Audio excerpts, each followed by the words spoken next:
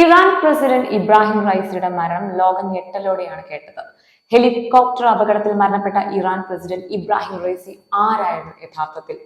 റൈസിയുടെ മരണം വെറും അപകട മരണം മാത്രമായിരുന്നു, അതോ ശത്രു രാജ്യങ്ങളായ അമേരിക്കയും ഇസ്രയേലിനും ഇതിന് പിന്നിൽ കൈകളുണ്ടോ?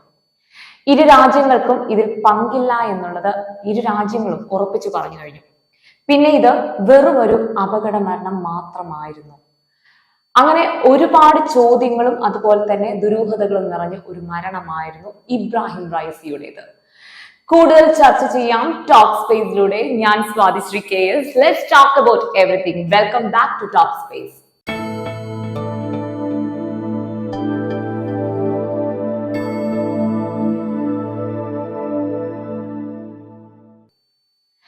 തീവ്ര നിലപാടുള്ള മതനേതാവിൽ നിന്നും ഘട്ടം ഘട്ടമായുള്ള ഒരു വളർച്ചയായിരുന്നു ഇറാൻ പ്രസിഡന്റ് സ്ഥാനത്തേക്ക് ഇബ്രാഹിം റൈസിയുടേത്.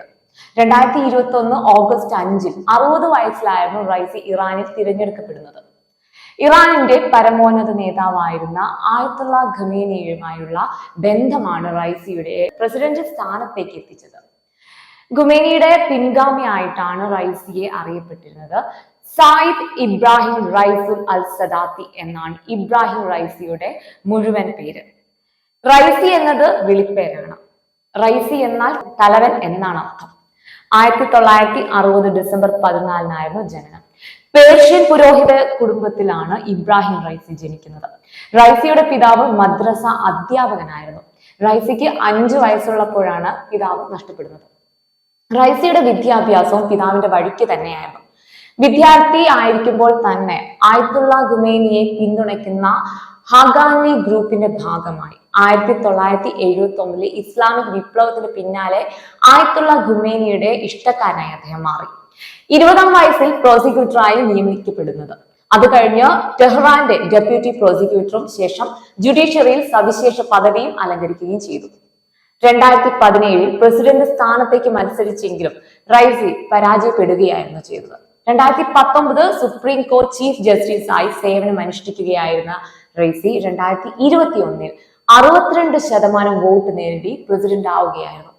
അധ്യാപികയും എഴുത്തുകാരിയുമായ ജുമൈല സാദത്താണ് ഭാര്യ. 2 മക്കളും അദ്ദേഹത്തിന്. റൈസിയുടെ ഭരണകാലത്തും അതുപോലെ ഭരണത്തിൽ കയറുന്നതിന് മുൻപും നിരവധി ആരോപണങ്ങൾക്ക് വിധേയനായ ഒരു വ്യക്തിയായിരുന്നു ഇബ്രാഹിം റൈസി. റൈസി ജുഡീഷ്യറി പദവിയിൽ ഇരിക്കുന്ന സമയത്ത് ആയിരുന്നു രാഷ്ട്രീയ വിമതർക്ക് കൂട്ടത്തോടെ വധശിക്ഷ നടപ്പിലാക്കിയത്. റൈസിയുടെയും അതുപോലെ തന്നെ കൂട്ടരുടെയും പ്രോസിക്യൂഷന് വിധേയമായി 5000-ഓളം പേർക്കാണ് അവിടെ ജീവൻ നഷ്ടമാവുന്നത്.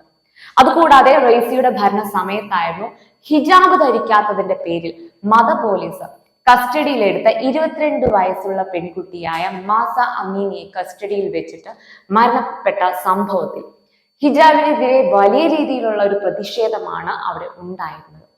ഈ ഒരു പ്രതിഷേധം അടിച്ചമർത്താൻ ശ്രമിക്കുന്നതിനിടെ 500-ഓളം പ്രതിഷേധക്കാരാണ് അവിടെ കൊല്ലപ്പെട്ടത്. ഇത് ലോകരാഷ്ട്രങ്ങളിൽ വലിയ രീതിയിലുള്ള പ്രതിഷേധം ഉണ്ടാവുകയും ലോകരാജ്യങ്ങൾ ഇറാനെതിരെ ഉപരോധം നടത്തുകയും ചെയ്തു. 2021 അധികാരത്തിലുണ്ടായിരുന്ന റൈസി ഫലസ്തീന് ഉറച്ച പിന്തുണയായിരുന്നു നൽകിയിരുന്നത്. റൈസിയുടെ അപകടത്തിന് തൊട്ടു മുൻപുള്ള ആ ഒരു അണക്കെട്ട് അതിന് മുൻപുള്ള ഒരു പ്രസംഗത്തിൽ ഈ ഒരു പിന്തുണ ഇബ്രാഹിം റൈസി ആവർത്തിക്കുന്നുണ്ട്. റൈസിയുടെ മരണം ഗാസ സംഘർഷത്തെയും അതുപോലെ തന്നെ ഇറാന്റെ സമീപകാലത്തെ ഇസ്രയേൽ സംഘർഷം നടക്കുന്ന സമയത്താണ് ഈ ഒരു ദുരൂഹത അവിടെ ഉണ്ടാകുന്നത്. കൂടാതെ തന്നെ മറ്റു പല ദുരൂഹതകളും ഇവിടെ നിലനിൽക്കുന്നുണ്ട്. ഇവിടെ ഇതെല്ലാം സംശയമുനയിൽ മാത്രം നിൽക്കുന്ന കാര്യങ്ങളാണ്. എന്നാൽ ഇറാൻ ആഭ്യന്തര മന്ത്രാലയത്തിൽ നിന്നും ലഭിക്കുന്ന വിവരം അനുസരിച്ചിട്ട് മൂടൽമഞ്ഞ് കാരണം ഉണ്ടായ അപകട മരണമാണെന്നുള്ള വാർത്തകളും പുറത്തു വരുന്നുണ്ട്. ഇതെല്ലാം സംശയാസ്പദമായ കാര്യങ്ങൾ മാത്രമാണ്. ദുരൂഹതകൾ മാത്രം നിറഞ്ഞ ഇബ്രാഹിം റൈസിയുടെ മരണത്തിന്റെ സത്യാവസ്ഥ വരും നാളുകളിൽ അറിയാൻ കഴിയും.